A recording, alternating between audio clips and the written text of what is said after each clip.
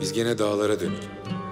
Yalnızlığın katmer katmer bir gül gibi patladığı, evreni doldurduğu, mutluluğu, coşkuyu, sahip olunmuşluğu, şah damarlarımızda duyarak bir tür uçmaya yaşadığımız, kırmızı, sarı siyah arıları izleyerek bir gün bitiveren çiçekleri, ayağımızın ucunda ansızın fark ederek, yaşamanın çılgınlığını değil ama hayatın o uçsuz bucaksız işleyişini, mezardan öte o sonsuz derinliğini, bir yıldız gibi kayarak karanlıklarda, bir mızrağın akması gibi hissettiğimiz yüzyıllık ağaçların toprağa sarması gibi, o ağaçları ağır çoğul böceklerin oyması gibi bir daha güçle duyarak, idrak ederek hayatı.